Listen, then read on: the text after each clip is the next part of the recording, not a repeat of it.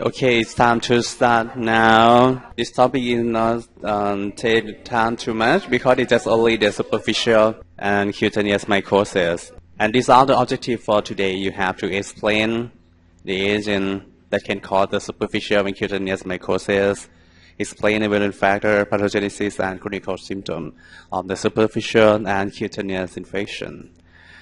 Explain some laboratory that can be used for diagnosis in the case of the superficial and the cutaneous infection.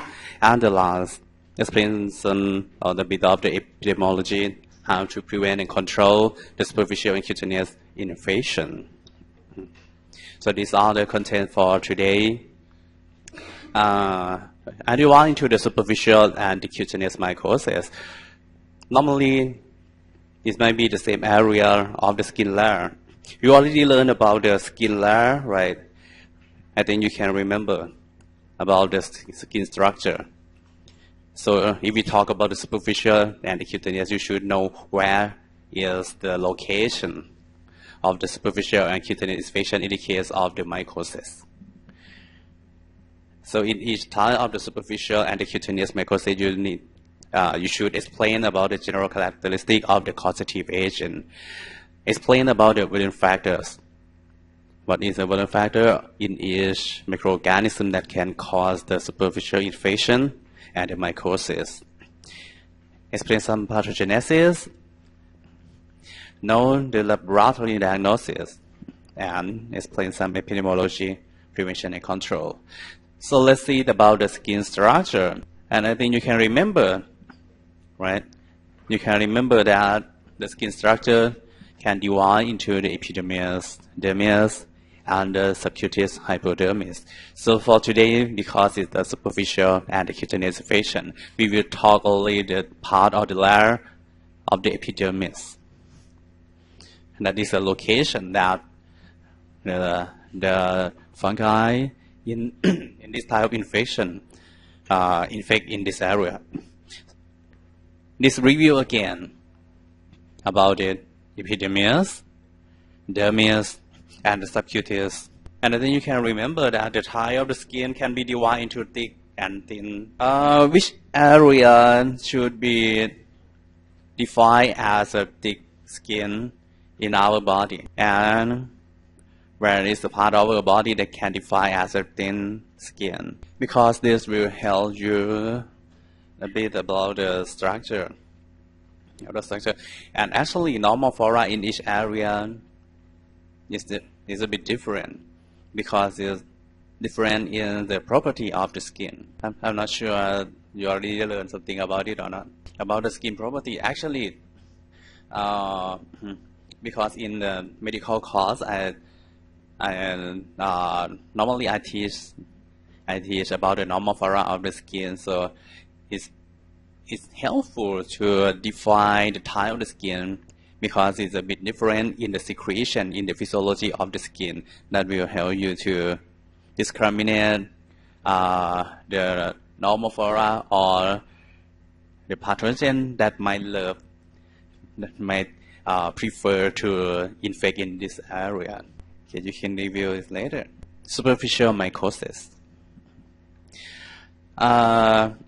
Okay, it's in the superficial. So if you divide the superficial part, the target of the infection by this fungi is the stratum corneum. It's the outermost area, right? Outermost area of the skin area. And this area can define as a dead layer of the skin. It's the outer part of the skin, and all of the cell in this area is a dead cell.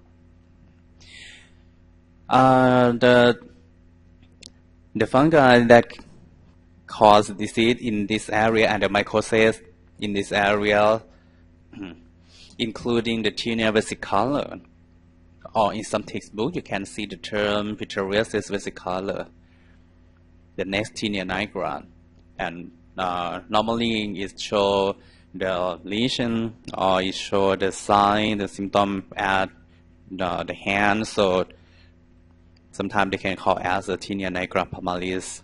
And the last, piedra. Let's see about the first superficial mycosis, tinea versicolor.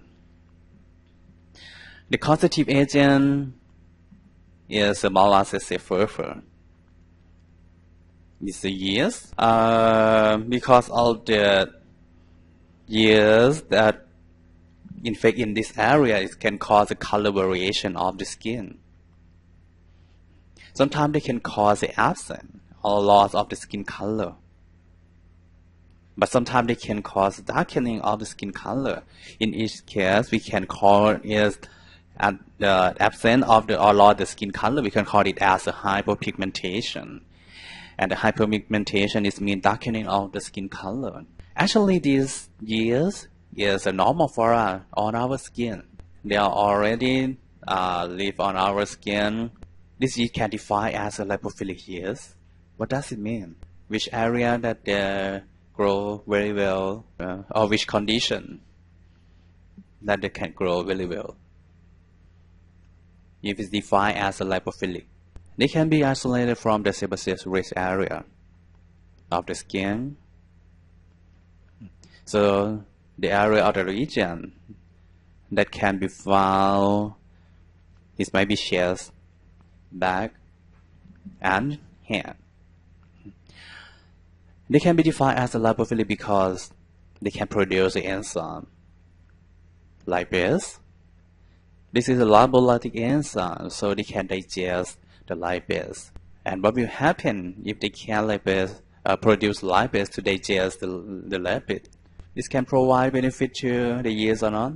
They can interfere in the melanin production. This is the pathogenesis. And because they can produce something that can interfere the melanin, this will cause the change of the color on the skin. Sometimes some research talk about the tyrosinase inhibitor. It is the one that can interfere the melanin production. Yeast can cause the tinea versicolor, but sometimes it can cause a severe disease more than the tinea versicolor. For example, folliculitis, psoriasis, and seborrheic dermatitis. And in some cases, it maybe can cause a very severe disease if this yeast was introduced into our body, into the bloodstream, maybe via some medical device, for example, the catheter. If they reach through the bloodstream, they can cause sepsis in maybe in some compromised patient, because this is the normal for our skin. So sometimes when you use any medical device, you need to concern something like this because it's normal for us. Not only bacteria, sometimes yeast can cause infection by contamination. And this figure showed again about the skin structure. You can see the area, right? That is the superficial infection occur. It should be the stratum corneum, especially in this case, mycoses furfur. So because they just infect in this area and haven't got any ability to invade into the dead part of the tissue. So if they just infect the dead cell, what does it mean? That's only the stratum corneum, which is the dead layer of our skin. How about the immune response in this area? Are there any response in this area? I'm not sure, did you learn about the skin defense mechanism or the skin immune response? How about the mechanism that can defend the pathogen in this area that different from the other organ? Some kind of the cell, of the immune cell, that can specially find in this area. But actually because this is the dead layer, there is no living cell in the stratum corneum. So what does it mean? Are there any immune cell in this area? Stratum corneum. So it should be no living cell and there is no immune response of our body in this area, in this region. So it means that the infection in this area, the mycoses in this area, there's no immune response. There's no inflammation. So normally the patient who get infection by this type of the mycoses, superficial at the stratum corneum, because there is no immune response. So it's not a severe disease. The patient will feel like it's normal. There's nothing. But it's just only color of the skin that change. And this figure shows the example of the tinea vesicolor in the case of hypo and hyperpigmentation. On the left hand side, you can guess that it is the hyperpigmentation. Because in the normal skin is it's darker than the lesion of the tinea vesicolor. Here different on the right hand side. Let's talk about the diagnosis. Ajahn Papa already told you from the last week about the diagnosis of the fungal infection, especially for the skin infection. Potassium hydroxide preparation of the skin scraping is suitable for this infection. Why we need to add the potassium hydroxide? What is the function of the potassium hydroxide? Because this is a very good technique, is a helpful agent, potassium hydroxide. What will happen if you just do the scrubbing of the skin and observe directly? It's easy to observe if you add the potassium hydroxide. In the skin scrubbing sample, there is not only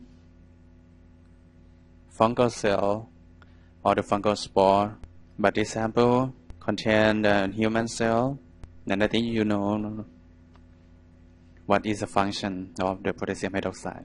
After you perform the potassium hydroxide preparation and observe with the microscope, you will see the budding yeast and the hyphae. We will show you in the figure later. Culture with the olive oil will show the colony on that plate. Why we need to add the olive oil? Think why we need to add the olive oil? Can we use a normal culture medium to do the culture in this microorganism? Can you remember the property of this yeast? So because it is lipophilic yeast, they love and they need the lipid. So we can, if we need to culture this kind of the microorganism, we need to add the olive oil as a source of the nutrient for this microorganism. This is the one that can be used for diagnosis. If you culture it on the plate that there is no adding of the olive oil, and if it not grow, there is no colony on the plate, it should be defined as the lipophilic, right? Because you need to add it. But when you don't add it, there is no growth. You need to perform 2 plates to compare. 1 plate add the olive oil, and 1 plate no adding of the olive oil, and compare the growth. Carbohydrate utilization or the sugar fermentation, sugar assimilation. You can perform both of them to do the diagnosis. The figure shows the potassium hydroxide preparation or the KOH preparation of the tinea vesicolor. As I told you in the previous slide, it should be shown body yeast and the hyphae. And this showed about the molasses furfur on the Subarachnoidestrodica with and without olive oil supplement. You can see on the left hand side The growth of the yeast colony on the plate compared with the right hand side, there is no, or there is without any colony growth on the plate. So it means that this kind of the microorganism need the life for growth. How about treatment? Topical antifungal agent can be used. For example, imidazole. Or sometimes you can use the other topical applications agent. For example, it's like the simply-thiol selenium sulfide lotion or propylene glycol solution. Actually, because it's just only the infection at stratum corneum at the dead layer. It might not interfere your living in everyday life. It's not affect anything, but it's just only the skin color. That is about the tinea vesicolor that's caused by Malassezia furfur. At the skin that show the variation of the skin color that we can call as a tinea vesicolor or pityriasis vesicolor. And about the next, tinea nigra palmalis. Actually, this infection can show like the change of the skin color as well, but it's different causative agent. This is the superficial chronic and asymptomatic infection of the stratum corneum, the same as the previous one, tinea vesicolor. The causative agent is the Hortea wernickeii. But sometimes when you read some textbook or some paper, you might see the Exophilia or Cladosporium. This fungi can be found in soil, and the transmission it occurs during the injury of your skin. It's just occasionally. This fungi can be defined as a halotolerant, but some strain might be defined as a halophilic. What does it mean, halophilic? If we call it as a halophilic, which agent or which substrate that we need to add into the medium to do the culture? Sodium chloride. So sometimes when you need to do the culture and for to differentiate it from the other fungi, sometimes we can add the sodium chloride to determine about ability to survive or ability to grow in the medium that containing high concentration of the sodium chloride. For treatment, keratinolytic agents such as salicylic acid can be used. This figure shows the tinea nigra palmalis, the infection of the Hortea wernickeii at the hand, and show the skin variation, show the color, show the darkening color of the skin. This is the Hortea wernickeii. If you observe with the microscope, you will see something like this. And when you do the culture on the medium that containing high concentration of the sodium chloride, you might see the black yeast colony on the agar plate because it is the black yeast. So the color, the skin color that change, the pathogenicity should be different from the Malassezia furfur that interfere the melanin production. But the yeast can produce melanin. So the color should be come from the fungi directly. That is about the tinea nigra palmalis. The causative agent is a Hortea wernickeii, that is the black yeast, and there can be defined as a halophilic or maybe halotolerant. So if you need to do the culture for the analysis, you need to add sodium chloride and observe about the black yeast colony on the culture medium. Okay, different from the previous one, that is the Malassezia furfur, which is the lipophilic yeast. So it's the different substrate that you need to add into the medium. And the next about the Piedra. Piedra can be defined to be black Piedra and white Piedra. For the black Piedra, actually Piedra is showed some it's like the nodular structure on your hair, and for the black Piedra it shows the black color of that nodule. The causative agent for the black Piedra is the Piedra horte, but for the white Piedra, it's caused by trichosporon. So you can see that both of them can show the nodular structure on at the hair, but it shows the different color and different causative agent. So it just shows the nodular structure on your hair. It might not affect your health status again. This is a Piedra horte on the left hand side when you observe with the microscope, and if you do the culture on the medium, show on the right hand side. And how about the trichosporon?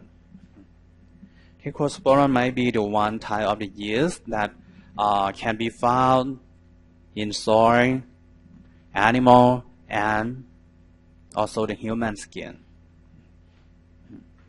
Okay, it should be the one type of the normal flora again. For the superficial infection, as I told you in the previous slide that I talked about the white Piedra, but sometimes they might cause onychomycosis, or the other, it might be cause the otomycosis. For the localized tissue infection, there are the case report that report about the lung, peritoneum, heart valve, eye, brain, and spleen infection. In the case of the systemic infection, it might be because of they can reach to the bloodstream. We call it as the trichosporonosis. Normally, they might not invade into the deep part of the tissue by themselves. The same as the other fungi, they need some device or something that can introduce them into our body. So because they are the fungi that can be found in soil and sometimes on the human skin. So this is the one that should be concerned in the hospital again. We talk about the cross react with the cryptococcal antigen. Cryptococcal antigen. I think you will learn about the cryptococcus maybe tomorrow. But because it can cross-react with the cryptococcal antigen, sometimes in the case for diagnosis, it might show the false result. If the patient was infected with the trichosporon and you use the diagnosis kit for the Cryptococcus neoformans, sometimes it may show the positive result for the Cryptococcus, but the real causative agent might be trichosporon. Okay, this figure shows the trichosporon when you do the culture on the egg plate on the left hand side, and if you observe with the microscope, it shows on the right hand side. Okay, sometimes you might observe about the arthrospore. Can you remember about the arthrospore or arthroconidia? Last week I gave you the glossary and some picture about the type of the spore or some special structure. It's something that very important to study fungi because fungi is the microorganism that can show the different morphology, so you can use it to identify and diagnosis. You need to know about the special structure of the conidia or maybe the other. And the arthrospore show in this figure, you should know what does it mean. That's all about the superficial infection or the superficial mycosis. That is the fungi that can cause the infection at the stratum corneum, that is the day layer of our skin, so there is no immune response in that area. Most of them might not affect your happy life, but it's just related with the beauty. It's just only something like that. But sometimes that might cause a severe disease because they are the normal flora on our skin, so you need to concern about the contamination of the medical device.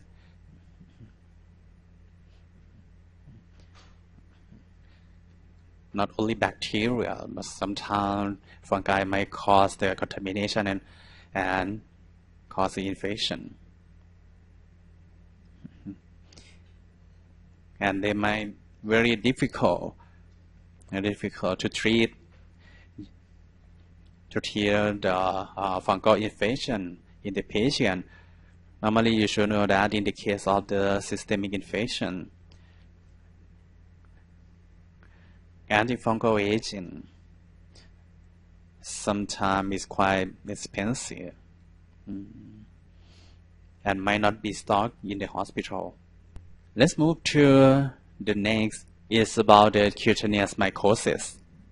Actually, the infection is still at the epidermis,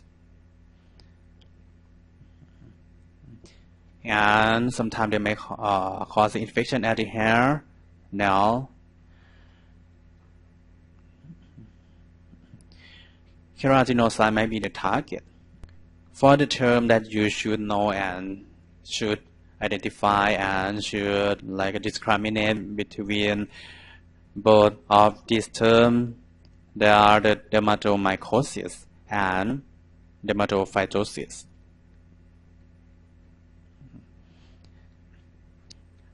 Actually, dermatophytosis is the ringworm, and I will show you in the next slide how to define the dermatomycosis and dermatophytosis. It's not only the group of the dermatophyte that can cause the infection in this layer.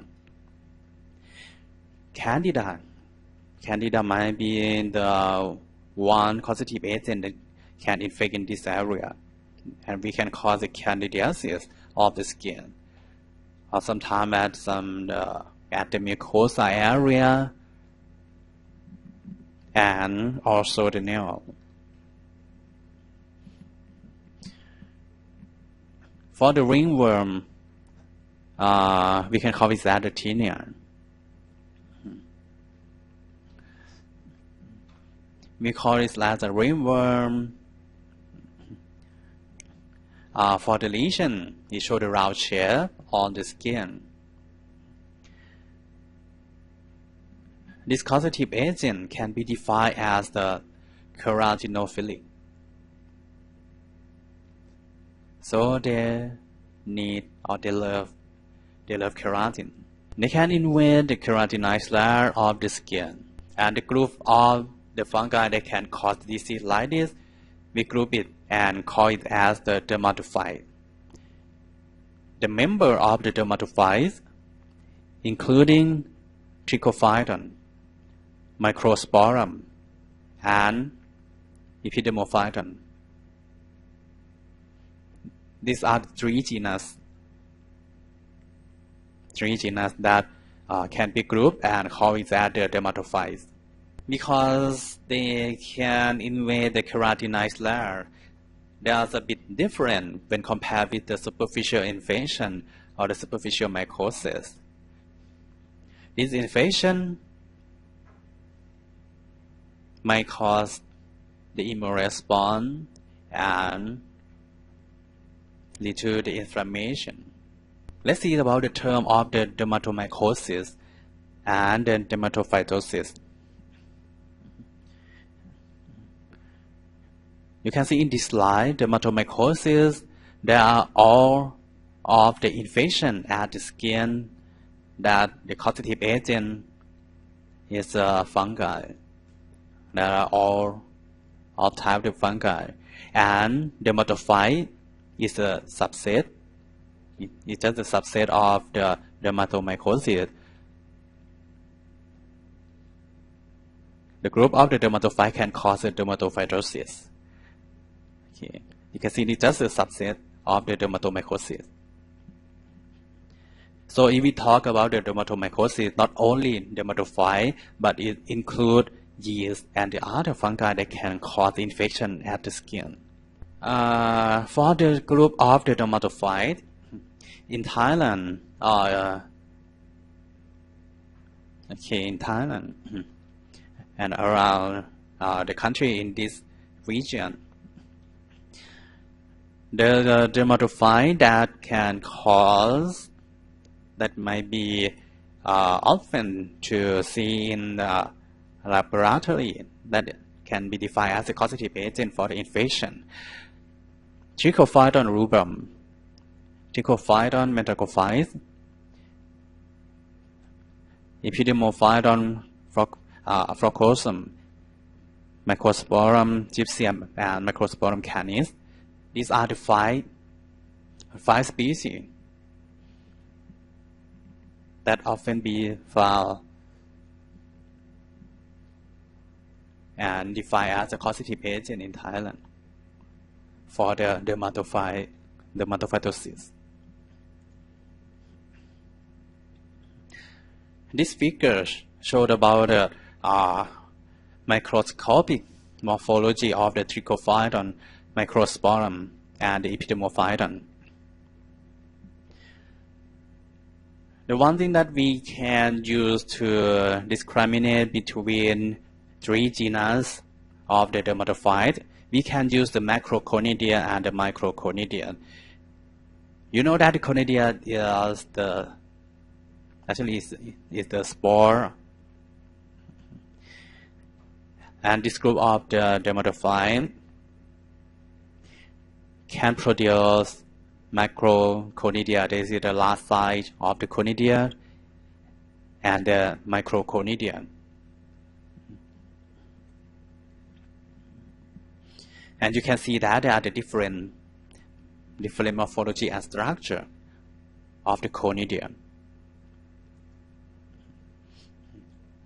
If you observe the macroconidia, for the Trichophyton, you can observe the cylindrical macroconidia. But for the Microsporum, it's the fusiform of the macroconidia. And the last Epidemophyton is a club-shaped macroconidia. This table summarizes about the Trichophyton, Microsporum, and Epidemophyton.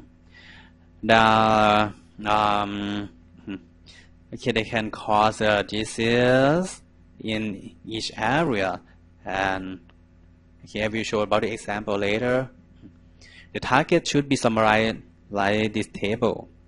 Trichophyton, the target should be at the hair, skin, and nail. Microsporum, hair, skin, but not nails. Epidemophyton, skin, nail, but not hair. So there's a bit different. How to transmit? For the Trichophyton, it might be human to human or animal to human. So the source of this fungi, Trichophyton, maybe can be found on our skin and also the animal. Microsporum, animal to human, soil to human, and human to human.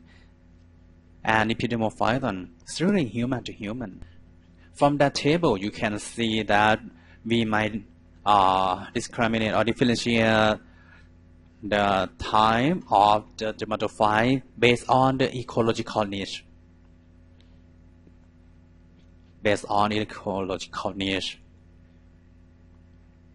So we can divide into geophilic, zoophilic, and anthropophilic.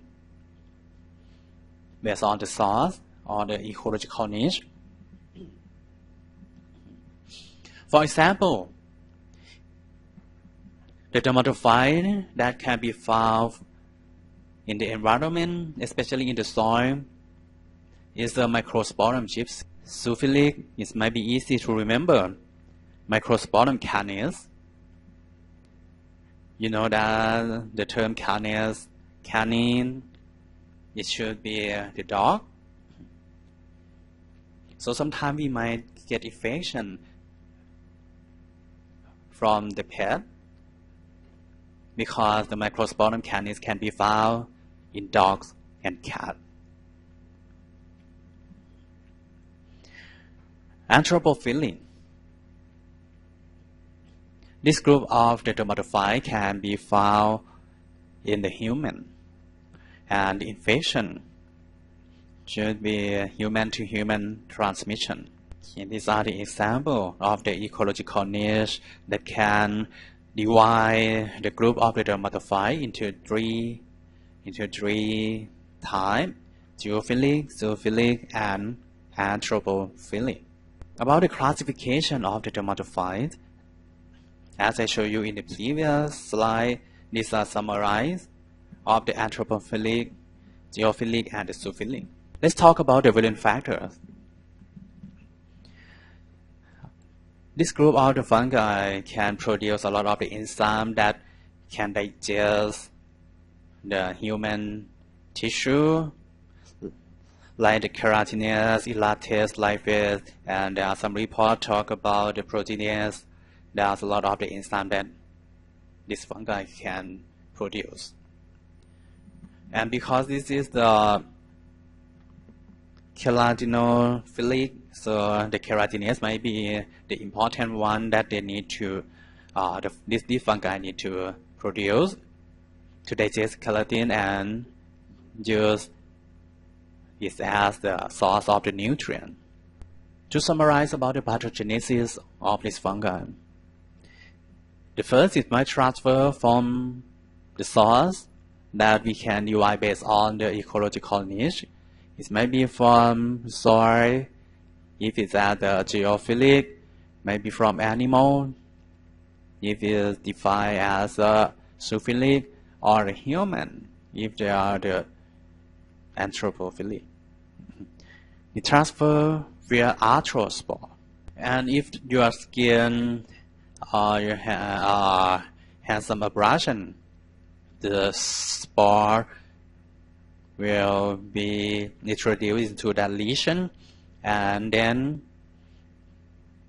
the spore will be germination, and after germination,